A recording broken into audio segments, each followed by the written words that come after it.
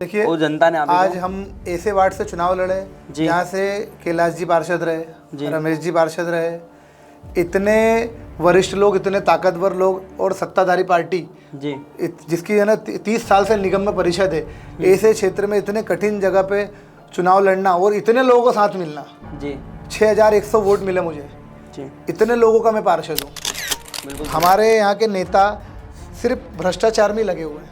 बिल्कुल सही। पूरा इंदौर नगर निगम भ्रष्टाचार का गढ़ बन चुका है। यहाँ सिर्फ भ्रष्टाचार हो रहा है, शहर चारों तरफ से खुदा पड़ा है, काम के नाम पे कुछ नहीं हो रहा है, सिर्फ फाइलें बन रही हैं और फाइलें बन के भ्रष्टाचार हो रहा है। बिल्कुल सही बात है। वार्ड के पास में ही मालवा मिल मालवा मिल का जो पुल बना है वो 6 करोड़ की लागत से बना है, और 6 करोड़ की लागत से बना हुआ पुल, आप बताइए पहले तो 6 करोड़ का पुल लगता है क्या? नहीं लगता है वो 6 उसके बाद में उस पुल को 1 फीट से कम उसकी हाइट, मतलब कोई भी पुल ऊपर की ओर बनता है उस पुल को नीचे की ओर बना दिया, बाद में उस पर डामर लगा रहा है। नए पुल पे 6 करोड़ का बना हुआ पुल, इतने बड़े बड़े नेताओं ने जाके उसका उद्घाटन किया और वो पुल इस प्रकार से आपने घटिया निर्माण कर रहे हैं आप। नमस्कार दोस्तों, स्वागत है आपका हमारे चैनल माइंडसेट मैटर्स में। आज हमारे साथ उपस्थित है एडवोकेट विनोद यादव जी। लोग इन्हें प्यार से बब्बू यादव भी कहते हैं। वार्ड क्रम 27 से ये पार्षद का चुनाव भी लड़े और काफी समाजसेवी व्यक्ति, काफी यात्राएं भी कराते हैं। आज हम इनसे जानेंगे इनके जीवन शैली और पॉलिटिक्स की कुछ सच्चाई और कुछ राज। नमस्कार विनोद यादव जी, कैसे हैं आप? नमस्कार। मैं चाहता हूँ आप भी अपने बारे में अपना थोड़ा सा परिचय दें, जिससे ऑडियंस आपको और अच्छी तरीके से समझ सके। नमस्कार, मेरा नाम विनोद यादव बब्बू। मैंने वार्ड क्रमांक 27 से पार्षद का चुनाव लड़ा था। लगातार 10 वर्षों से हम इस वार्ड में सक्रिय हैं। हमारे सबसे पहले हमने शुरुआत की, हमने लगातार वार्ड में पानी के टैंकर चलाना स्टार्ट किए, निःशुल्क जल वितरण किया। उसके बाद फिर हमने स्वास्थ्य के कैंप लगाना स्टार्ट किए।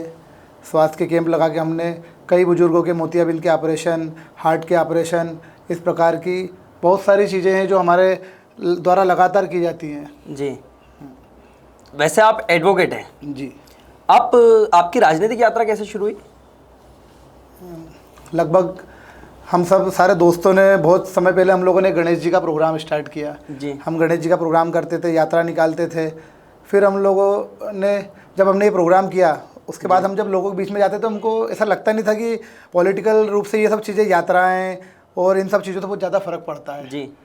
जब हम लोगों ने हमको समाज सेवा के लिए उतरे तो फिर हमने देखा, जब हमने टैंकर चालू करे तो जब हम टैंकर लेके गलियों में जाते थे, लोगों के बीच में जाते थे तो हमको कोई नहीं पहचानता था। जी। लगातार हमने टैंकर चलाए, खुद भी चलाए, सारे दोस्तों ने टैंकर में हम लोगों ने पानी की सेवाएं दी। फिर धीरे धीरे लोगों ने हमको, उस परिवार की महिलाओं ने, बच्चों ने, एक एक परिवार से हम लोगों का परिचय हुआ। जी। फिर धीरे धीरे लगातार टैंकर, फिर टैंकर के बाद में हमने फिर एक वार्ड का कार्यालय खोला। जी। फिर वहाँ से हमने बुजुर्गों की पेंशन, क्या होता है कि बुजुर्ग लोग नगर निगम के कार्यालयों को चक्कर काट काट के थक जाते थे, तो फिर हम लोगों ने बुजुर्गों की पेंशन चालू कराने का काम स्टार्ट किया। उसके बाद हम लोगों ने देखा कि फिर बहुत सारे लोग बाद में राशन कार्ड नहीं होते थे, फिर राशन कार्ड बनाना शुरू किए। फिर छोटी छोटी समस्याएं लोग निकल के सामने आती गई कि किसी की स्ट्रीट लाइट बंद है, किसी के यहाँ ड्रेनेज की समस्या है, पार्षद की उपलब्धता नहीं है, पार्षदों को लोग ढूंढते रहता है। क्योंकि हमारे यहाँ चुनाव में पार्षद चुनाव के समय ही आता है जनता के बीच में। चुनाव में आते हैं, पैर पड़ते हैं, वोट मांगते हैं, उसके बाद फिर जनता अपने कामों के लिए 5 साल तक नेता के पांव पड़ती रहती है और उनको ढूंढती रहती है। चुनाव के बाद में नेता नज़र नहीं आते हैं। तो हमने ये सब चीज़ें देखी तो हमको ये लगा कि हमने एक ऐसी सोच के साथ में राजनीति शुरू करी कि जनता पार्षद के यहाँ नहीं आए, पार्षद जनता के पास जाए। जी। हम लोगों के बीच में जाके उनकी समस्या को जानें, उनके सामने जाके उनका काम करें, उनकी छोटी छोटी समस्याओं को हम कैसे ख़त्म कर सकते हैं, मैंने उस पर काम किया और उसके बाद फिर हम यहाँ तक पहुँचे। जी। तो आपने वार्ड क्रम 27 से चुनाव लड़ा था? जी। कांग्रेस की तरफ से? जी। तो आपके विपक्ष में जो थे वो तो काफ़ी मजबूत स्थिति के थे, क्योंकि वो तो पहले भी पार्षद रह चुके थे 3 या 4 बार। तो उनके सामने आपने चुनाव लड़ा, तो आपने क्या सोच के मतलब उनके सामने चुनाव लड़ा, क्योंकि वो तो काफ़ी विपक्ष उनका तो काफ़ी मजबूत था? देखिए, उनका जो पार्षदी का क्षेत्र था वो यहाँ से बहुत अलग था। जी। वो हमारा क्षेत्र उनके लिए बहुत नया था। जी। और इस क्षेत्र में हमारी मेहनत इतनी है कि हमारे सामने कोई भी आ जाए। जी। हमारे सामने किसी भी प्रत्याशी को हमने कभी सीरियस लिया ही नहीं, क्योंकि हमारी मेहनत इतनी, हमको हमारी मेहनत पे इतना विश्वास है कि हमारे सामने किसी को भी लड़ा दे। जी। हमने कभी किसी प्रत्याशी को सीरियस लिया ही नहीं। जी। इसलिए नहीं लिया क्योंकि हमको हमारी मेहनत पे विश्वास है। हम लगातार जनता के बीच में गए, जनता हमको चाहती है, जनता हमको बहुत प्यार दिया और वो इस चुनाव में देखने को भी मिला। जी। तो आप चुनाव हार गए थे। अब हम जहाँ चुनाव लड़ रहे हैं, हम एक बहुत बड़े सिस्टम के सामने चुनाव लड़ रहे हैं। जी। तो उस सिस्टम के सामने चुनाव लड़ना, कांग्रेस के प्रत्याशी के पास में उतनी व्यवस्थाएं नहीं होती हैं जी जिस लेवल पे बीजेपी के लोगों के पास में जिस लेवल, जैसे उनके पास इतने सारे बूथ अध्यक्ष हैं, पन्ना प्रभारी, इतनी सब व्यवस्थाएं होती है।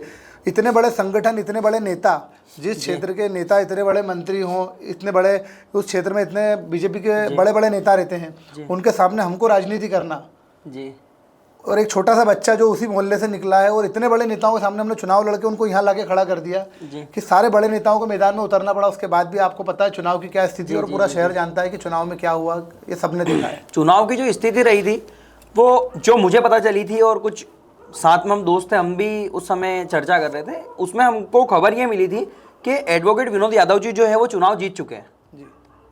लेकिन फिर 10-15 मिनट बाद एक खबर फैली कि नहीं, विनोद यादव जी तो चुनाव हार चुके हैं।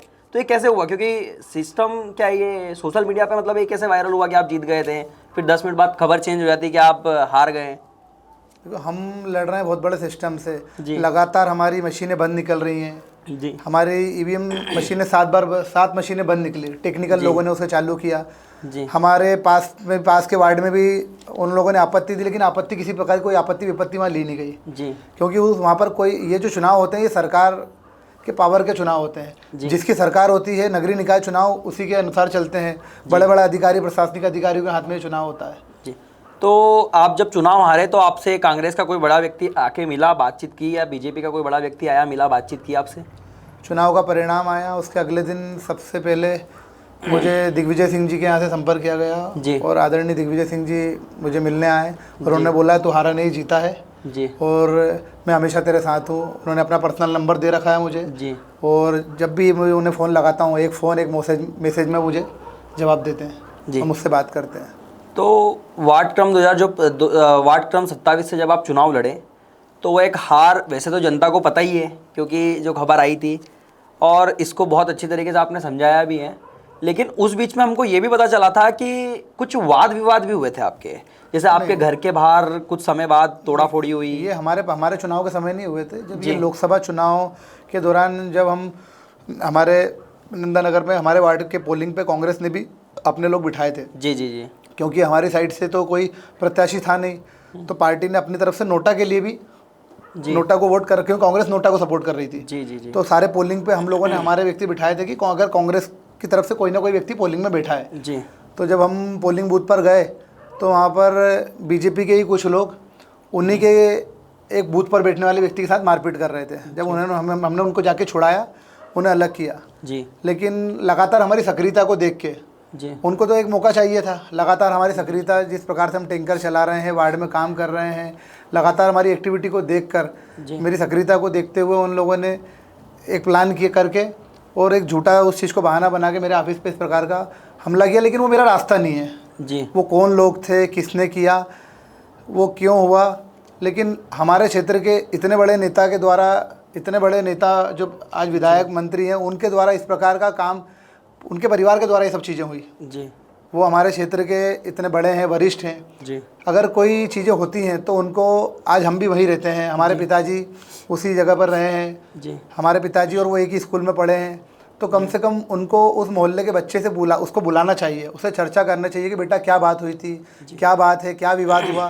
किसी भी चीज़ को जाने बिना आप बिल्कुल निर्णायक स्थिति में आ गए, आपने निर्णय कर दिया, आपके लोग चले गए, किसी के घर पे उसकी माँ से बदतमीजी कर ली, उसके पिता से बदतमीजी कर ली, उसके भाई से बदतमीजी कर ली, उसके ऑफिस पे इस प्रकार की तोड़फोड़ कर देना, इस प्रकार की राजनीति बिल्कुल ठीक नहीं है। आप लोगों को बड़प्पन दिखाना चाहिए, आप बड़े हैं, आपको बात करना चाहिए। अगर हमसे कुछ गलती हुई है तो आप डांटने का अधिकार रखते हैं, बोलने का अधिकार रखते हैं, उनको बात करना चाहिए, पक्ष जानना चाहिए। इस प्रकार से एक पक्ष को सुनकर कोई निर्णय नहीं करना चाहिए। बिल्कुल उन्होंने इस प्रकार से जो हरकत की, मेरे और मेरे परिवार को बहुत ठेस पहुंची उस चीज़ से जी। आपके गेट के बाहर जब मैं आपसे ऑफिस में मिलने आया था तो मैंने देखा था आपके गेट के बाहर लिखा हुआ है वोट चोरी रोकना है जी। तो किस तरह की वोट चोरी हो रही है भारत में? वोट चोरी जैसे आप देख रहे हैं, एक ही व्यक्ति के नाम नंदानगर में भी आ रहे हैं, बजरंग नगर में भी आ रहे हैं, ऐसा मेरे वार्ड में बहुत जगह हुआ है जी जी जी। और है एक व्यक्ति के 10-10 जगह वोट आ रहे हैं, वो 10-10 जगह वोट डाल भी आते हैं जी।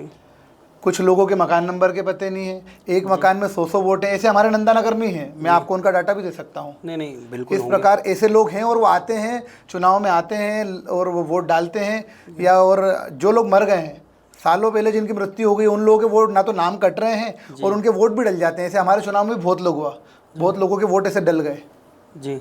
और इसमें क्या होता है कि वोट चोरी जो है इसमें एक पार्टी की मानसिकता वाले लोगों को चिन्हित किया जाता है और उनके वोट बल्क में काट दिए जाते हैं। जैसे कि आपका परिवार में अगर दिख रहा है कि ये कांग्रेसी परिवार है तो इस परिवार से पूरे वोट नहीं काटेंगे, 2 लोगों के नाम काट दिए, 3 लोगों के नाम काट दिए, ऐसे हर पोलिंग पे 50-50 नाम 100 नाम अगर वो उड़ाते हैं तो एक वार्ड में 25 बूथ होते हैं, तो 25 बूथ पे अगर इस प्रकार से नाम काटे जाएंगे तो लगभग 1000-1200 नाम आप काट देंगे तो वो जीतेगा कहाँ से? बिल्कुल एकदम सही बात है। इस प्रकार से कांग्रेसी मानसिकता के लोगों के वोट कम कर दिए जाते हैं और कांग्रेस के पास में उस प्रकार का सिस्टम नहीं है और बीजेपी की इतने साल से सरकार है, उन्हीं के नगर निगम के कर्मचारी बीएलओ बन जाते हैं जी और वही उन्हीं के दबाव प्रभाव में आकर कांग्रेस के लोगों को इस प्रकार से नुकसान करते जाते हैं। जी। आप पार्षद बनते तो पहली ऐसी 3 चीज़ क्या होती जो आप चेंज करते तुरंत ही? सबसे पहले तो पार्षद बनने के बाद मेरा ऐसा मानना है कि चुनाव के समय पार्षद दिखते हैं जी, उसके बाद जनता ढूंढती रहती है पार्षद कहाँ है, तो सबसे पहले किसी वार्ड का हेल्पलाइन नंबर होना चाहिए। बिल्कुल सही बात है। जनता को जब भी जरूरत हो, चुनाव के समय तो हम आपके पैर पड़ के चले गए, आपने हमें वोट दे दिया, और जब आपको काम पड़ रहा है तो आप हमारे घर आ रहे हो, ये सिस्टम नहीं होना चाहिए। सबसे पहले जनता के पास एक हेल्पलाइन नंबर होना चाहिए जिससे वो कभी भी उस हेल्पलाइन नंबर पे फ़ोन लगाए, अपनी समस्या बताए और उसी फ़ोन पे उसका काम हो जाए। बिल्कुल सही बात है, ये सारी चीज़ें तो होना ही चाहिए। हमारे क्षेत्र के वार्ड के हमारे बड़े बुजुर्ग 60 साल की महिलाएं हैं, 65 साल के बुजुर्ग हैं, वो लोग उनको एक बुजुर्गों को पेंशन मिलती है, 600 रुपये पेंशन मिलती है। उस 600 रुपये की पेंशन के लिए वो नगर निगम के चक्कर काटते हैं, पार्षद के घर के चक्कर काटते हैं, उनकी कोई सुनवाई नहीं होती है। छोटे छोटे काम, समग्र आईडी में सुधार करवाना है तो भी घर के लोग परेशान हो जाते हैं जी। ऐसी छोटी छोटी समस्याओं को हमको ख़त्म करना है। पानी के लिए, पानी का अगर व्यक्ति को पानी चाहिए, आज एक साधारण व्यक्ति अपने टैंकरों से टैंकर चलाकर अगर लोगों को सुविधा दे सकता है तो सिस्टम में बैठे हुए लोग कितने जिम्मेदार हैं, उनके पास कितनी पावर है। बिल्कुल सही बात उनके पास सरकारी संसाधन है, हम अपना टैंकर अपनी व्यवस्थाएं लगा के अगर लोगों तक पानी पहुंचा सकते हैं जी। तो जिम्मेदार लोगों के पास इतनी बड़ी व्यवस्थाएं होती हैं जी। वो इस समस्या को ख़त्म क्यों नहीं कर पा रहे हैं? इतने बड़े नेता मंत्री हमारे क्षेत्र में रहते हैं लेकिन आज भी हमारा क्षेत्र पानी के टैंकरों पर निर्भर है। बिल्कुल सही बात। सारी गलियों को टैंकरों से बंद कर दिया जाता है। अगर कोई सारी मुख्य मार्ग जो हमारे वार्ड के हैं, हमारे क्षेत्र के मुख्य मार्ग बड़े बड़े टैंकरों से, बड़े बड़े टैंकर 40-40 हज़ार लीटर के टैंकरों से सड़कों को बंद कर दिया जाता है। उस बीच में अगर किसी के घर में कोई इमरजेंसी हो जाए, किसी के परिवार में मान लो किसी के कोई आग लग जाए, किसी के परिवार का व्यक्ति सीरियस हो जाए तो वहाँ एम्बुलेंस कैसे आएगी? आज उस मोहल्ले के, उस परिवार के, उस क्षेत्र के लोग इतने परेशान हो चुके हैं टैंकरों से। तो सबसे पहले हमारे वार्ड को, अगर मैं पार्षद बनता हूँ तो मेरा उद्देश्य यही होगा कि इस वार्ड को टैंकर मुक्त करूँ, नलों में सप्लाई हो और उन्हें नर्मदा लाइन और टंकियों के माध्यम से पानी पहुँचे। लेकिन विनोद यादव जी, मैंने सुना है जैसे टैंकर भी आपके द्वारा अभी प्रोवाइड हुए जा रहे हैं निःशुल्क जी, जो कि ये काम तो पार्षद का होता है जी। तो ये क्या सोच के कर रहे हैं? क्योंकि वैसे तो आप ये भी सोच सकते हैं कि जनता, अगर मैं यहाँ का पार्षद नहीं हूँ तो अब मेरा कुछ काम है ही नहीं यहाँ पे। लोग हमसे उम्मीद रखते हैं। आज देखो 10 सालों से हमने जब टैंकर चलाना चालू किए थे तो हमारे यहाँ इतनी बुरी स्थिति थी कि हमारे वार्ड में लोगों को पानी बिल्कुल भी नहीं मिलता था। पानी के लिए परेशान हो जाते थे। नर्मदा लाइन में पानी आता नहीं आता है तो ड्रेनेज का पानी आता है, गंदा पानी आता है। लोग पार्षद का चक्कर काटते हैं, जोन का चक्कर काटते हैं, कोई सुनने वाला और कोई जिम्मेदार आदमी है नहीं जी। जब हमने टैंकर चालू करे तो लोग बहुत खुश हो गए। आज हमारे वार्ड में लोगों के पास में एक उम्मीद है कि यार पानी के लिए हमको किसी टंकी पे या किसी पार्षद के पास जाने की ज़रूरत नहीं है, एक फ़ोन लगाएंगे बब्बू यादव को तो हमारे घर पे पानी पहुंच जाएगा। ये तो बहुत अच्छी ये हमारे पूरे वार्ड में एक ऐसी व्यवस्था, इंदौर में कहीं किसी वार्ड में ऐसी व्यवस्था नहीं है कि एक नंबर पे आप फ़ोन लगाओ। आपसे हम ये नहीं पूछते आप कांग्रेस के हैं, आप बीजेपी के हैं, आपने किस पार्टी को वोट दिया, हमको इससे कोई लेना देना नहीं है। हमने जो सेवा शुरू करी है वो कांग्रेस बीजेपी से हमें कोई लेना देना नहीं। हमें फ़ोन आता है, हम सिर्फ इतना पूछते हैं आपका मकान नंबर क्या है, और हमारा टैंकर जाता है, पानी डालता है। हम जाके उनसे किसी प्रकार का नहीं पूछते कि हम कांग्रेस से आए हैं या हमको किसी ने भेजा है। हम अपना काम करते हैं। तो आप अपना प्रचार तो कर सकते हैं। प्रचार क्या, अच्छा काम करोगे तो अच्छा काम हर दिशा में अच्छा ही फैलता है। बिल्कुल सही बात है। देखो अच्छाई हो या बुराई हो वो दोनों तेज़ी से फैलती हैं। अगर आप अच्छा काम करोगे, सबको पता है कि हम किसे फ़ोन लगा रहे हैं जी। आज सबको पता है वो 2 जगह फ़ोन लगाता है जी। एक लगाता है वो सत्ताधारी पार्टी के पार्षद या नेता को, एक फ़ोन लगाता है बब्बू यादव को। तो उनको कैसा रिस्पॉन्स मिलता है, कहाँ से उनका काम शीघ्रता से होता है, कहाँ उनको सम्मान मिलता है, कहाँ सम्मान से उनका काम होता है जी, वो वहीं जाता है। आने वाले चुनाव में भी देख रहे हैं हम आपको। बिल्कुल बिल्कुल, तो लड़ेंगे और जीतेंगे। इतना बड़ा सिस्टम से लड़ना, इतने बड़े सिस्टम को तो हमने पहले ही हरा दिया ना। सिस्टम को हम सीरियस लेते ही नहीं है क्योंकि हमें अपनी मेहनत पर विश्वास है। बिल्कुल। हम क्या होता है कि दूसरे लीडरों की स्थिति है कि 6 महीने पहले बिल्कुल तैयार हो जाते हैं चुनाव के, चुनाव लड़ना है, जनता के बीच में चले जाते हैं। अगर आप 5 साल पब्लिक के बीच में रहोगे, 5 साल अगर आप एक्टिव रह के लोगों की जन समस्याओं को समझोगे, छोटे छोटे काम करोगे, लोगों के बीच में जाओगे, तो आपको कोई नहीं हरा सकता। आपको लोगों की छोटी छोटी ज़रूरतों को समझना है, उनसे एक परिवार जैसा रिश्ता बनाना है, दिखावटी बनावटी नहीं, दिल का रिश्ता, सच्चा रिश्ता। बिल्कुल सही बात है, दिल जीतना है जी। कोविड महामारी आई थी, उसके बाद आपने चुनाव लड़ा है 2022 में। उसके कुछ समय पहले ही कोविड की महामारी पूरे भारत में चल रही थी, तो उसमें आपका क्या रोल रहा? आपने कितनी जनता की मदद की? क्योंकि हमने जो हमारे पास खबर आ रही थी वो ये आ रही थी कि सरकार की तरफ से बहुत कम जनताओं को मदद मिल रही है, और बाहर अगर इंसान जा रहा है तो उसको भी पुलिस रोक रही है, प्रशासन आगे बढ़ने नहीं दे रहा है। कोविड में जब हमारे कोविड के पहले से हमारे लगातार हमारी टैंकरों की और ये सारी व्यवस्थाएं तो चलती थी। जैसे ही फर्स्ट लॉकडाउन लगा तो सबसे पहले दिक्कत हुई लोगों को राशन की जी। तो उसमें हमने राशन की व्यवस्था करना शुरू की। हमने लोगों को दाल, चावल, आटा, तेल ऐसे पैकेट बना बना के जी घर घर बांटे। फिर आपका सैनिटाइज़र, मास्क, हमने मास्क की व्यवस्था मिल नहीं पा रही थी, सरकारी मास्क तो मिल नहीं रहे थे, तो हमने कपड़े के मास्क सिलवा के गली गली घूम घूम के छोटे बच्चों को, बड़ों को ऐसे मास्क बांटना शुरू किए जी। सब लोगों को मास्क लगाने के लिए बोला। उसके बाद फिर हमने सैनिटाइज़र बांटना शुरू किया। नगर निगम के हमारे वार्ड के सभी कर्मचारियों को जी मास्क नहीं मिले थे जी। सबसे पहले हमने, क्योंकि हमारे कोरोना वॉरियर्स तो वही थे, तो लगातार सबसे पहले हमने उन लोगों को मास्क दिए, सैनिटाइज़र दिया, और उनको बोला अगर लगातार आपको कभी मास्क सैनिटाइज़र लगते हैं तो आप इस ऑफिस से आके ले सकते हैं, ये आपका है। बिल्कुल, क्योंकि सबसे पहले तो पब्लिक के बीच में वही रहे जी। बाकी लोग तो ये स्थिति आ गई थी, आपने देखा कि परिवार के लोग ही परिवार के व्यक्ति के नहीं हो रहे थे। ये तो मतलब लोग घरों में मर गए, लेकिन उनको पड़ोस के लोगों ने या नगर निगम के लोगों ने या सरकारी लोगों ने लिया कि उन लोगों का अंतिम संस्कार किया। बिल्कुल सही बात है। तो लगातार पहले फर्स्ट लॉकडाउन, फिर सेकेंड लॉकडाउन लगा तो लगातार फिर वैक्सीनेशन शुरू हो गया था। उसमें बहुत लोगों को ऑक्सीजन की ज़रूरत पड़ी, बहुत लोगों को मतलब ऐसी स्थिति बढ़ गई थी कि अस्पताल में बेड नहीं मिल रहे थे। तो हमसे जहाँ हमारे संपर्क थे, जिनसे हम बात कर सकते थे, हम लगातार लोगों से बात करके कुछ लोगों को बेड उपलब्ध कराए। तो हम लोगों ने पूरी दवाइयों की एक लिस्ट बना ली थी कि हम व्यक्ति को अगर मान लो अगर आप पॉजिटिव हो तो आप घर में ही कैसे उसका उपचार कर सकते हो। कुछ लोगों को घर में हमने ऑक्सीजन सिलेंडर की व्यवस्था करवाई। हमारे खुद के घर पर हमने वैक्सीन सेंटर खोला। वो वैक्सीन सेंटर खोलने का कारण मेरे खुद के बड़े भाई पॉजिटिव, मेरे बड़े भाई की तबीयत मतलब लगातार उनको ये दिक्कत हो गई थी। अभी स्वस्थ है? हाँ ठीक है। फिर उनका घर में ही हमने ट्रीटमेंट किया, फिर भैया को ठीक किया। फिर उसी प्रकार से लगातार वही दवाइयाँ और वो चीज़ें हम जो कर सकते थे जी लोगों को अपनी। फिर हमारे यहाँ से सेंटर बंद हो गया, ये कांग्रेस बीजेपी के कारण कि कांग्रेस के व्यक्ति के यहाँ से ये सेंटर क्यों खुला है, तो हमारा सेंटर बंद करा दिया वैक्सीन का। तो फिर हमने लगातार, फिर मैं दूसरे अलग अलग जोन पे और जहाँ जहाँ वैक्सीन सेंटर थे तो अपनी कार में बिठा के लोगों को लेके जाता था। और लगातार ये स्थिति कोविड में तो घर के लोगों ने बोला था भैया तू बाहर ही ना लिया कर, क्योंकि मेरी भी 2 बेटियां हैं, मेरा ही परिवार है, माता पिता बुजुर्ग हैं। तो क्या घर के लोगों को लगता है ना कि ये लगातार अपन तो सुनने वाले नहीं है लगातार, क्योंकि अपने को काम ही ऐसा था, अपन दिल से करते हैं। राजनीति मेरे लिए पैसा कमाने का जरिया है ही नहीं, मेरे को अच्छा लगता है सेवा करके, अच्छा काम करके जी। अभी नगर निगम का भी बहुत रोब चल गया है, बहुत लोग शिकायत करते हैं नगर निगम को लेके, नगर निगम से जनता परेशान भी है, उसको लेके आपका क्या नज़रिया है? देखिए लगातार 25-30 सालों से इंदौर नगर निगम या प्रदेश में सरकार बीजेपी की रही जी। अब उन लोगों को डर नहीं बचा है, वो सरकार हो, प्रशासन हो या सत्ताधारी पार्टी के पार्षद हो या महापौर, अब उनको ऐसा लगता है कि यहाँ कोई विपक्ष है नहीं, कोई बोलने वाला है नहीं, कोई जनता की आवाज़ उठाने वाला है नहीं, और जो उठाता है उनकी आवाज़ को दबा दिया जाता है जी। आज जनता तक लोगों की उनकी बातें पहुँच ही नहीं रही ना जी। बिल्कुल सही बात। आज पूरा शहर में गड्ढे हो रहे हैं, कोई काम सुनने वाला नहीं है। हर वार्ड में पार्षदों ने कमीशन के चक्कर में सारी गलियों को खोद दिया है, पूरा शहर खुदा पड़ा है। रोज एक्सीडेंट हो रहे हैं, कई लोग मर रहे हैं, लेकिन उनको उससे कोई फर्क नहीं पड़ता। कोई जिम्मेदार व्यक्ति है ही नहीं हमारे शहर में, कोई जिम्मेदार नेता नहीं है कि जो इन चीज़ों पे अपनी आवाज़ उठाए।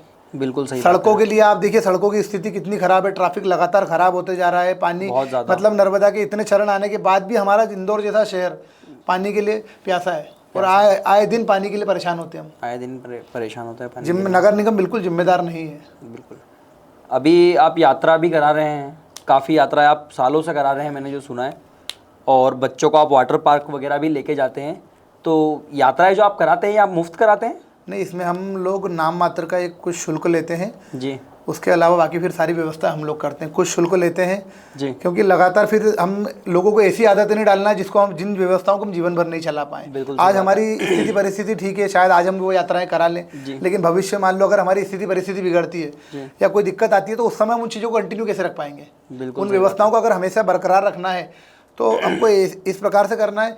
आज हमारे साथ यात्राओं में लगभग 8,000 से ज़्यादा मातृशक्ति, बुजुर्ग, महिलाएं, परिवारजन दर्शन कर चुके हैं। ऐसे लोग हैं, देखो बहुत, हर परिवार लगभग यात्रा करने में सब लोग, बहुत सारे लोग जो है सक्षम है, लेकिन उनको साथ नहीं मिलता है, उनका कोई ध्यान रखने वाला नहीं था। बच्चे हैं वो अपने घर की व्यवस्थाओं में व्यस्त हैं, कोई अपने काम धंधे में लगा हुआ, किसी को फुर्सत नहीं है।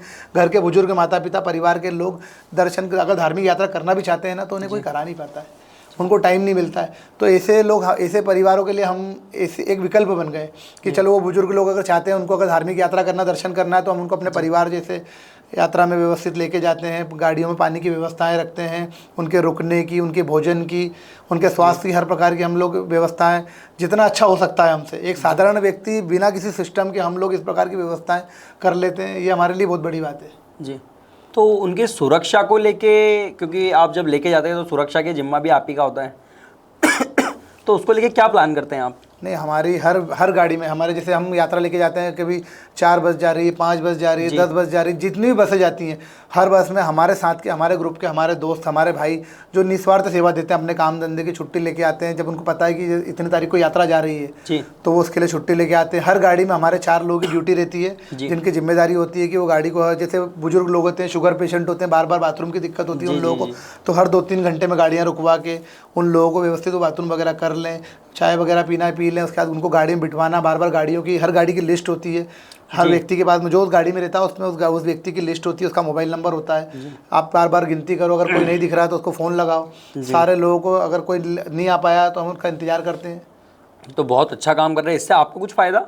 फ़ायदे के लिए नहीं, ये सब काम फ़ायदे के लिए नहीं है फ़ायदा नहीं, ये तो निस्वार्थ भावना से, हाँ, निस्वार्थ भावना से अच्छा लगता है ये सब करके। आज व्यक्ति अपने माता पिता को दर्शन नहीं करा पा रहा, आज हमारे साथ में इतने बुजुर्ग, इतने परिवार हमारे साथ दर्शन करने चले आते हैं। ये तो हमारी किस्मत है, हमारा सौभाग्य कि हम इतने परिवारों को, इतने बुजुर्गों का आशीर्वाद ले पा रहे हैं।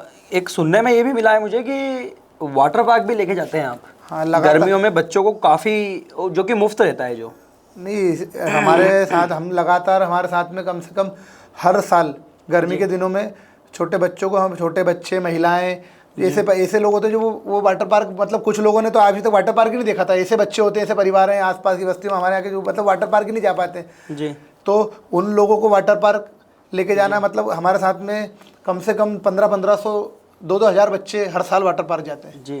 तो उनको बहुत खुशी मिलती है। तो छोटे बच्चों को सभी लोग लगातार हर साल जाते हैं वो लोग। अब उनका नियम बन गया, उनको गर्मी जैसे स्टार्ट होती है, मार्च अप्रैल का आना शुरू कर देते बच्चे कि भैया वाटर पार्क कब जाएंगे जी। मतलब एक उम्मीद रहती है मन में कि ये आपने बनाई है।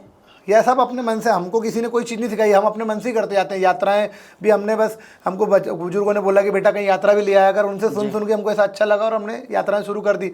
और अब पहले जैसे हम लोग कुबरेश्वर धाम लेके गए, प्रदीप मिश्रा जी के यहाँ जो कुबरेश्वर धाम है, फिर सलकनपुर बिजासन माता है, फिर नलखेड़ा बगुलामुखी माता जी हैं, और फिर उसके बाद फिर हम सांवरिया सेठ, भादुआ माता, मंदसौर पशुपतिनाथ, फिर अभी हम लगातार 3 यात्रा हमारी बागेश्वर धाम, जटाशंकर, भीमकुंड, माँ पीताम्बरा, दतिया, ओरछा, रामराजा सरकार, इसी लगातार बड़ी बड़ी यात्राएं हम लोगों ने शुरू की है जी।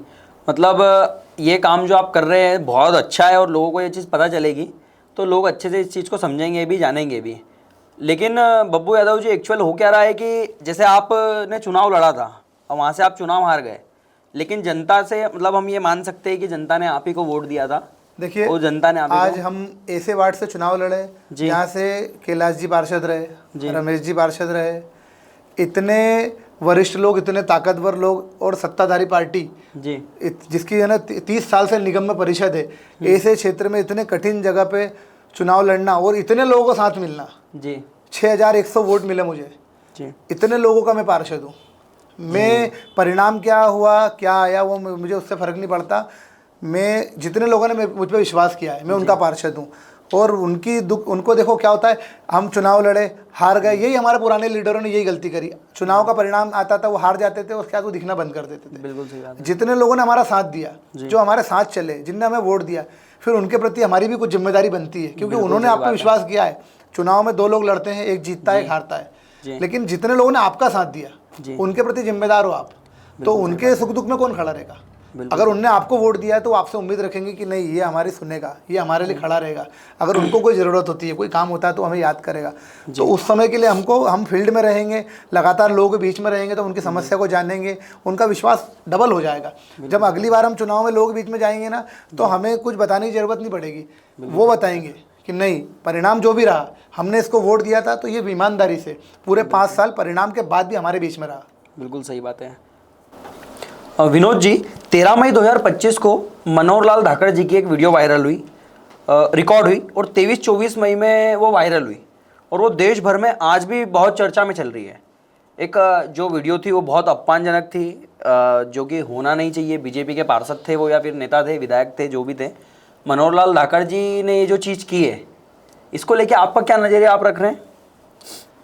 देखिए, ऐसे लोगों की मतलब राजनीतिक जीवन जो होता है ना जी, ये एक समाज, मतलब ये आपका पर्सनल कुछ नहीं, आप सबके हो जी, पूरे समाज को, एक समाज को संदेश दे रहे हो जी, तो इस प्रकार का घटिया कृत्य करने वाले व्यक्ति का जी, किसी भी, वो कांग्रेस हो या बीजेपी हो, किसी पार्टी में ऐसे लोगों को कोई स्थान नहीं होना चाहिए। बिल्कुल सही बात है। और ऐसे लोगों की तो शायद हम लोगों को भी चर्चा भी नहीं करना चाहिए, बिल्कुल सही बात क्योंकि ये ऐसे लोग समाज में स्वीकारने योग्य नहीं है, ये समाज में अच्छा संदेश नहीं दे रहे हैं। तो ऐसे लोगों का समाज में कोई स्थान नहीं होना चाहिए, और इनको जनता को भी नकार देना चाहिए। जब ये पॉलिटिकल रूप से जनता के बीच में जाएं तो जनता को भी इनको नकार देना चाहिए। ऐसे लोगों का समाज में कोई स्थान नहीं है, और ऐसे लोगों के बारे में हमको चर्चा भी नहीं करना चाहिए। बिल्कुल सही बात है। अभी स्टूडेंट की एक चीज़ें चल रही है कि BRTS तोड़ा जा रहा है। BRTS में काफ़ी पैसा लगाया गया सरकार के द्वारा, BRTS को तोड़ रहे हैं, और मेट्रो का काम तो चल ही रहा है, लेकिन मेट्रो में भी कुछ मिस्टेक्स हुई है। जैसे कैलाश जी का भी हमने एक इंटरव्यू देखा था पर्सनली, उसमें उनका कहना था कि कुछ हमने जो प्रोजेक्ट था वो हमारे गलती के हो गई, कुछ गलतियाँ हमसे, कि हमने प्रोजेक्ट थोड़ा गलत बना दिया, आगे हम इसको सही करेंगे, जो कि 5,000 करोड़ पहले ही उसमें लग चुके हैं। BRTS में भी 2,000 करोड़ के समथिंग सरकार का खर्चा आया। तो ये BRTS को तोड़ने का फैसला कहाँ तक सही है? देखिए, सरकार और सरकार में बैठे हुए जिम्मेदार नेता जी, इनका विज़न होना चाहिए, आगे 50 साल आगे तक की सोच होना चाहिए इनकी। बिल्कुल, कि हम करोड़ों रुपए जनता का लगा रहे हैं जी, और आपके पास कोई विज़न नहीं, आपने मेट्रो या जो भी चीज़ें आप कर रहे हैं, जी, तो आपको भविष्य की सोच के चलना चाहिए कि 50 साल बाद का इंदौर क्या होगा, बिल्कुल सही इंदौर का ट्रैफिक क्या होगा, इंदौर में बाहर से लोग आएंगे, उनको रोजगार की क्या व्यवस्था रहेगी, उनके लिए ट्रांसपोर्टेशन की क्या व्यवस्था रहेगी। इस ट्रैफिक की समस्या, आज इंदौर की सबसे बड़ी समस्या ट्रैफिक की समस्या है, इसको हम कैसे सुधारेंगे। और रही बात कि 2,000 करोड़ का BRTS है, ये जनता के पैसे को इसी प्रकार से ये लोग बर्बाद कर रहे हैं। बिल्कुल सही बात है। आज इंदौर नगर निगम में 2-2 हज़ार करोड़ के घोटाले हो जाते हैं, कागजों पे फाइलें बन जाती हैं, बिल पास हो जाता है, जनता के पैसे को इस प्रकार से उड़ाया जा रहा है, कोई जिम्मेदार व्यक्ति नहीं है। इसका मेन कारण है जनता को भी मुद्दों पे वोट करना चाहिए। अब बिल्कुल सही बात, कभी भी जनता को कास्ट के, हिंदू मुस्लिम, ये मुद्दे नहीं होना चाहिए चुनाव के। चुनाव के क्या होता है कि एक पार्टी, पॉलिटिकल पार्टी आती है, लोगों को डाइवर्ट कर देती है, वो आपके मुद्दों से भटका के हिंदू मुस्लिम पे, हर चुनाव को हिंदू मुस्लिम पे ले जाती है, भारत पाकिस्तान पे ले जाती है। ये मुद्दे नहीं होना चाहिए। बिल्कुल सही बात है। हमारे मुद्दे होना चाहिए शहर के अच्छी शिक्षा, स्वास्थ्य व्यवस्था, डेवलपमेंट, हमारा इंदौर कैसे आगे बढ़े, हमारे शहर में कैसे बड़े बड़े उद्योग स्थापित हों, कैसे बाहर के लोग हमारे इंदौर की तरफ देखें कि इंदौर में कुछ है, कि हम इंदौर में जाके अपना बिजनेस खोल सकते हैं या इंदौर में हमें कुछ मिलेगा। हमारे यहाँ के नेता सिर्फ भ्रष्टाचार में लगे हुए हैं। बिल्कुल सही। पूरा इंदौर नगर निगम भ्रष्टाचार का गढ़ बन चुका है। यहाँ सिर्फ भ्रष्टाचार हो रहा है, शहर चारों तरफ से खुदा पड़ा है, काम के नाम पे कुछ नहीं हो रहा है, सिर्फ फाइलें बन रही हैं और फाइलें बन के भ्रष्टाचार हो रहा है। बिल्कुल सही बात है। तो ये BRTS जो तोड़ने का फैसला है, तो स्टूडेंट को तो बहुत ठेस पहुंचा रहा है, क्योंकि हर ट्रैफिक है इंदौर में, हर वर्ग परेशान हो रहा है जी। आज देखिए, आप पूरा शहर गड्ढों में जी, लोग परेशान है ट्रैफिक के। जहाँ से आप निकलोगे पूरे शहर में, अपने आप बाईपास पे चले जाओ या शहर में घूम लो या गलियों में घूम लो, सभी जगह पूरा सब सिर्फ फाइलें बना बनाकर भ्रष्टाचार करने के लिए, बिल पास कराने के लिए पूरे शहर को खोद दिया गया है। देखिए, आप अभी महापौर जी गए थे, एक नई बनी हुई सड़क को खोद दिया, बोल रहे ड्रेनेज लाइन नहीं डली है। जी हाँ, क्या जिम्मेदारी है आपकी? बिल्कुल सही बात है। सबसे पहले आपको देखना चाहिए कि यहाँ पर कौन सी लाइन आएगी, क्या होगा, काम को समझो। आप कैसे जनता के इतने पैसों को आग लगा देते हो? सबसे पहले सोचो समझो, किसी सड़क को बनाने के पहले देखो वहाँ ड्रेनेज लाइन डलेगी, वहाँ क्या क्या चीज़ें डलना है, वहाँ गैस लाइन डलना है, क्या डलना, सारी चीज़ें पहले व्यवस्था करो, उसके बाद आप करो। अभी आपने देखा हमारे वार्ड के पास में मालवा मिल का जो पुल बना है वो 6 करोड़ की लागत से बना है, और 6 करोड़ की लागत से बना हुआ पुल, आप बताइए पहले तो 6 करोड़ का पुल लगता है क्या? नहीं लगता है वो। उसके बाद में उस पुल को 1 फीट से कम उसकी हाइट, मतलब कोई भी पुल ऊपर की ओर बनता है उस पुल को नीचे की ओर बना दिया, बाद में उस पर डामर लगा रहे। नए पुल पे 6 करोड़ का बना हुआ पुल, इतने बड़े बड़े नेताओं ने जाके उसका उद्घाटन किया, और वो पुल इस प्रकार से आपने घटिया निर्माण कर रहे हैं आप। जी बिल्कुल सही बात है, तो पैसे की बर्बादी बोल सकते हैं। सिर्फ भ्रष्टाचार, अपनी जेब भरना है, 100 रुपये लाना है, 20 रुपये लगाना है, 80 रुपये जेब में भरना है। बिल्कुल सही बात है। अभी एक बहुत न्यूज़ में भी चल रहा है, सन 2000 मैथिली ठाकुर का जन्म सन 2000 में हुआ है, लेकिन वो एमएलए बन चुकी है बिहार में, जो कि मतलब बहुत हैरान कर देने वाली बात है। आपका इसमें क्या नज़रिया है कि मतलब इतनी कम उम्र में क्या बीजेपी का सही फैसला है उनको ये बनाने का? अब ये तो उनका पार्टी का निजी फैसला है, वो किसको टिकट देंगे, किसको नहीं देंगे, किसको बनाना चाहते हैं। वैसे भी अभी भारतीय जनता पार्टी में योग्यता के अनुसार तो कोई विधायक बन नहीं रहा है जी। अभी तो एक सिंबल देखती है जनता, हिंदू मुसलमान देखती है और सिर्फ वोट डाल के आ जाती है।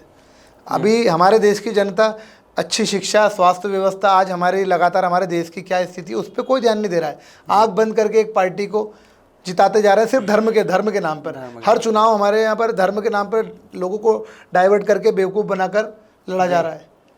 मुद्दों पे चुनाव है ही नहीं। आज बीजेपी अपने में पिछले मैनिफेस्टो में बात ही नहीं करती है, अपने घोषणा पत्रों में बात ही नहीं करती है कि हमने शिक्षा के क्षेत्र में क्या किया, स्वास्थ्य के क्षेत्र में क्या किया, हमारे राज्य पे कर्जा कितना है। सरकार बनाने के लिए सिर्फ लोगों को मुफ्त की रेवड़ियाँ बांट के, जिस प्रकार से अभी हमारे मध्य प्रदेश में लाडली बहना जो योजना चालू करी, एंड टाइम पे लोगों को लालच देकर, महिलाओं को लालच देकर, चुनाव के बिल्कुल पिक टाइम पर, बिल्कुल चुनाव चल रहा है 1 महीने पहले, और चलते चुनाव में आचार संहिता लगने के बाद में लोगों के खाते में पैसे डाले गए। ऐसा ही बिहार में भी हुआ। ये जनता ने एक पार्टी को वोट नहीं दिया, जनता ने अपना वोट एक तरीके से बेच दिया है। 10,000 रुपये एक महिला के खाते में डाल दिए गए जी। 10-10 हज़ार में वोट खरीद लिया गया। उसी की बजाय उनको अच्छी रोजगार की व्यवस्था करते, महिलाओं को रोजगार देते, उनके हाथ में उनको रोजगार की व्यवस्था करते, बिल्कुल सही, बच्चों के लिए अच्छे स्कूल खोलते, कॉलेज खोलते, उस पर बात होना चाहिए। बिल्कुल सही बात है। अभी जैसे कि आपने बताया कि धर्म को लेके बहुत चल रहा है। लोकसभा चुनाव में जो कुछ स्पीकर्स चल रहे थे बीजेपी के, ऑन कैमरा शायद बोलना चाहिए नहीं बोलना चाहिए, लेकिन जो चल रहे हैं तो उसमें घर घर भगवा छाएगा एक भजन चल रहा था। अगर बीजेपी आएगी, जैसे अयोध्या मंदिर अगर हमने बनाया है तो बीजेपी को लाना चाहिए। चुनाव के कुछ समय पहले ही अयोध्या मंदिर का निर्माण हुआ, जो कि बहुत तेज़ी से हुआ, तो हम ये समझ सकते हैं कि मतलब बीजेपी एक तरीके से, जो मैं देख रहा हूँ मेरे नज़रिए से, कि क्या बीजेपी पूरी तरीके से धर्म पे ही सपोर्ट लेके अभी चुनाव जीत रही है? भारतीय जनता पार्टी के पास में धर्म के सिवा कोई मुद्दा ही नहीं है जी। देश का मुद्दा डेवलपमेंट होना चाहिए जी, धर्म मुद्दा नहीं होना चाहिए। धर्म, आज हम हिंदू धर्म में हमने जन्म लिया, हम जीवन भर हमारे धर्म का सम्मान करेंगे जी।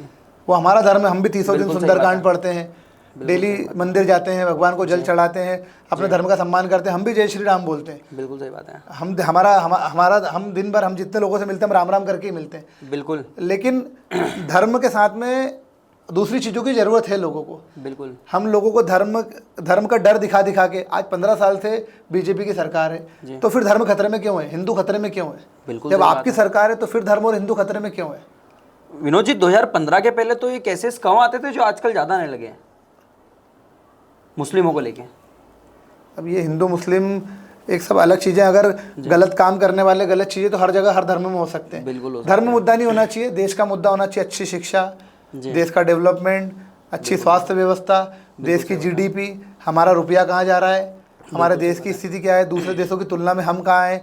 हमारे देश की तुलना पाकिस्तान जैसे घटिया देश से नहीं होना चाहिए। हमारे देश की तुलना होना चाहिए जापान से, फ्रांस से, जर्मनी से, अमेरिका से, ऐसे देशों से हमारी तुलना करें तो हमको पता चलेगा कि हम कहाँ हैं। तो हमारे देश की तुलना बड़े देशों से होना चाहिए, ना कि इन देशों से। बिल्कुल सही बात है। अभी जैसे कि मैथिली ठाकुर की बात करी, उनसे एक सवाल किया गया था कि ये ब्लूप्रिंट क्या है, आपके हिसाब से ब्लूप्रिंट क्या है? अब राजनीति में तो हमारा ब्लूप्रिंट ये होना चाहिए कि हम इलेक्शन में जा रहे हैं तो हम हमारी विधानसभा या हमारे वार्ड के लिए क्या करेंगे, वो हमारा ब्लूप्रिंट होता है। कि अब मैं पार्षद बनूंगा तो मैं मेरे वार्ड के लिए क्या कर सकता हूँ, मैं मेरे वार्ड के रहवासियों के लिए क्या कर सकता हूँ, मेरे क्षेत्र के बुजुर्गों के लिए, बच्चों के लिए, मेरे बराबर के दोस्तों के लिए मैं क्या कर सकता हूँ, मेरा विज़न क्या है, मैं क्या विज़न लेके चुनाव में जा रहा हूँ। और यही 5 साल मेरा विज़न होना चाहिए, यही मेरा ब्लूप्रिंट होना चाहिए कि मैं जब इलेक्शन में जो चीज़ें सोच के गया हूँ, जीतने के बाद मैं सिर्फ उन्हीं चीज़ों पे काम करूँ, 5 साल बाद मैं अपना रिजल्ट लेके जनता के बीच में जाऊँ कि मैंने 5 साल में क्या किया। ये कोई निजी चीज़ तो नहीं है जी, ब्लूप्रिंट कोई निजी चीज़ तो नहीं है। ये तो अब उनकी सोच और समझ पे निर्भर करता है। बिल्कुल सही बात है। विनोद यादव जी, अभी क्या हो रहा है कि जैसे भाजपा की सरकार पूरे भारत में है, काफ़ी जगह पे है, तो जनता क्या सोच के कांग्रेस को वोट देगी, भाजपा से कांग्रेस अलग काम करेगी? सबसे पहले तो जनता को अपने मुद्दों पे आना पड़ेगा जी। जनता मुद्दों पे नहीं है। देखो, धर्म, श्री राम, ये हमारी आस्था का विषय है, ये हमारी आस्था है, भगवान में हमारी आस्था है। जिस किसी ने भी हिंदू धर्म में जन्म लिया है वो हमेशा अपने धर्म के प्रति ईमानदार रहेगा। बिल्कुल, हमेशा हिंदू धर्म का व्यक्ति हमेशा जय श्री राम ही बोलेगा। बिल्कुल उसे किसी मुस्लिम और उसके धर्म से कोई लेना देना नहीं है। लेकिन धर्म के नाम पर लोगों को भड़काकर, डराकर, डर दिखाकर उनसे धर्म के नाम पर जो वोट मांगे जा रहे हैं जी, वो सही नहीं है। बिल्कुल। अभी आजकल कई लोगों के मन में ये चीज़ चल रही है कि कांग्रेस आएगी तो मुस्लिम राज्य बढ़ेगा, हिंदू राष्ट्र होने की संभावना ख़त्म हो जाएगी। तो ये जो बीजेपी ने कांग्रेस के लिए जो मन में ये चीज़ें भरी है लोगों के कि कांग्रेस आएगी तो मोमेडियन का सपोर्ट बढ़ेगा, मुस्लिम लोग कांग्रेस को सपोर्ट करते हैं, तो इसको लेके आप क्या मानते हैं कि ये कितना सच है इसमें? अब आज़ादी के इतने सालों तक कई पार्टियों की सरकार रही, जी, आई गई, कई पार्टियों ने देश पे शासन किया, लेकिन सब जगह सभी लोग, इस देश की भावना ये होना चाहिए कि सब मिलजुल कर रहे हैं, बिल्कुल सही, तभी देश आगे बढ़ेगा। आज दूसरे देशों में हम जाएंगे तो वहाँ पर धर्म मुद्दा नहीं होता है, वहाँ डेवलपमेंट मुद्दा होता है। बिल्कुल सही। तो हमारे देश का मुद्दा धर्म अलग है, लेकिन देश आगे कैसे बढ़े जी, हमको इसके बारे में सोचना चाहिए। कोई भी पॉलिटिकल पार्टी हो, कांग्रेस हो, बीजेपी हो, उसको ये सोचना चाहिए कि देश कैसे आगे बढ़े। ठीक है। विनोद यादव जी, आपने अभी तक क्या क्या कार्य किए हैं, ये थोड़ा जनता को बताएं जिससे वो थोड़ा समझ सके और जान सके। लगभग 10 सालों से हमने, सबसे पहले हमने वार्ड में लगातार स्वास्थ्य के कैंप लगाना शुरू किए। जी, स्वास्थ्य के कैंप लगाए तो फिर उसमें बहुत सारे बुजुर्ग लोग जो रहते हैं जिनके मोतियाबिंद के ऑपरेशन नहीं हो पाते हैं, वो मोतियाबिंद होके पक के फूट जाता है, ऑपरेशन नहीं करा पाते, ऐसे बुजुर्गों के हमने लगातार निःशुल्क मोतियाबिंद के ऑपरेशन कराना शुरू किए। कैंप लगाए, कैंप में हमने लोगों को नज़र के चश्मे, दूर पास के जो चश्मे होते हैं वो चश्मे निःशुल्क बांटे, उनको दवाइयाँ निःशुल्क बांटी। फिर उसके बाद हम लोगों ने टैंकर स्टार्ट किया, जिसको अब 11 साल हो गए। टैंकर के माध्यम से हमने लगातार जहाँ भी पानी की ज़रूरत होती है हमारे वार्ड में, आसपास के क्षेत्र में, हमको लोग फ़ोन लगाते हैं और लगातार हमने टैंकर की व्यवस्था चालू की। फिर उसके बाद हमको लगा कि लोगों की और भी छोटी छोटी समस्याएं, जैसे किसी के घर के बाहर की स्ट्रीट लाइट बंद हो गई है, किसी का चेंबर चौक हो गया है, किसी को जाति प्रमाण पत्र बनवाना, किसी को मैरिज सर्टिफिकेट बनवाना, किसी को राशन कार्ड बनवाना, किसी को समग्र आईडी में सुधार कराना, किसी के स्कूल में बच्चों का एडमिशन नहीं हो रहा है, कुछ बच्चों की स्कूल की फ़ीस नहीं भर कर पाने के कारण उनको स्कूल में नहीं बिठाते, तो उन स्कूलों में जाके बात करते हैं। कुछ की फ़ीस कम करने के लिए हमारे पर्सनल संबंधों के माध्यम से हम उनसे स्कूल में बोलते हैं कि आप इनकी जो मदद कर सकते हो। फिर हमने लगातार राशन कार्ड बनाना शुरू करा, तो हमने लगभग 5,000 से ज़्यादा लोगों के राशन कार्ड बनाए। फिर राशन के वार्ड में हमने कम से कम 40,000 आयुष्मान कार्ड बनाए। आयुष्मान कार्ड से फिर हमने कई लोगों के हार्ट के ऑपरेशन करवाए। इस प्रकार के हमने फिर हम लोगों ने धार्मिक यात्राएं शुरू की, जिसके माध्यम से लगभग 8,000 से ज़्यादा मातृशक्ति हमारे साथ में धार्मिक यात्राओं में दर्शन कर चुकी हैं। और फिर लगातार हम गर्मी में बच्चे और महिलाओं को लगभग 1,000-1,500 बच्चे और महिलाएं लगातार उसमें हर साल हमारे साथ वाटर पार्क जाते हैं। और जैसे नवरात्रि का हम प्रोग्राम करते हैं तो नवरात्रि में हमारे आसपास की मोहल्ले की बच्चियां हैं तो वो वहाँ गरबे खेल लेती हैं। उसके बाद फिर उन्हीं बच्चियों को हम अष्टमी के दिन बिजासन ले आते हैं, नवमी के दिन उनको हम देवास लेके जाते हैं दर्शन के लिए। इस प्रकार लगातार जो भी हम समाज सेवा, जो भी हमसे होता है, मतलब हमारे यहाँ कोई भी आता है ना, हम उसको ना नहीं बोलते हैं, हम उस काम को करने की कोशिश करते हैं। और हमने देखा है कि अगर हम कोशिश कर रहे हैं तो कोशिश में ही बहुत सारा काम हो जाता है। बिल्कुल सही बात है। आप एक पार्षद से तो बढ़ के ही कार्य कर रहे हैं, ना पार्षद होते हुए भी। देखिए, अगर आप कोशिश करोगे, कोशिश करने में ही बहुत काम हो जाते हैं। एक व्यक्ति होता है कि आपने मेरे से बोला कोई काम और मैंने बोल दिया यार ये तो नहीं हो पाएगा, और एक मैंने बोला कि यार मैं कोशिश करता हूँ, उसके काम के लिए मैंने प्रयास किया और मैंने देखा आज तक कि मैंने जिन कामों के लिए प्रयास किया उस प्रयास में वो काम हो गए। हम उस प्रयास में उस व्यक्ति की हिम्मत बन जाते हैं। सही बात है। विनोद यादव जी, हमने देखा है कि आपके इंटरव्यूज़ आते ही नहीं हैं, बहुत कम इंटरव्यूज होते हैं, आप कैमरे के सामने बहुत कम बोलते हैं, इसके पीछे का कोई कारण है? आप पे कोई दबाव तो नहीं बनाता है? नहीं नहीं देखो, मैं ना बोलने से ज़्यादा करने पे विश्वास रखता हूँ। जी लोग बोलते तो बहुत हैं, करते कुछ नहीं है। आज जो लोग जिम्मेदार हैं, जो जिम्मेदार पदों पर बैठे हैं, आज मैं तो एक साधारण व्यक्ति हूँ, अगर एक छोटा सा व्यक्ति इस प्रकार के सिस्टम को चला सकता है, इतने काम कर सकता है, तो सिस्टम में बैठे हुए लोगों की ताकत क्या होती होगी, जो सरकार में बैठे हैं, जो सिस्टम में बैठे हैं। अगर कोई व्यक्ति किसी की मदद करना चाहे तो सिस्टम में बैठा हुआ व्यक्ति तो एक फ़ोन लगाएगा और सारे काम हो सकते हैं। बिल्कुल। अगर मेरे जैसा एक साधारण व्यक्ति अगर काम कर सकता है, मैं वो बोलता हूँ कि बोलने से ज़्यादा करने पर विश्वास रखो। जी बिल्कुल। आप करके दिखाओ, आप करोगे तो आपको नहीं बोलना पड़ेगा, जिसका आपने काम किया है जनता बोलेगी कि हाँ ये बोलता नहीं करता है। एकदम सही बात है।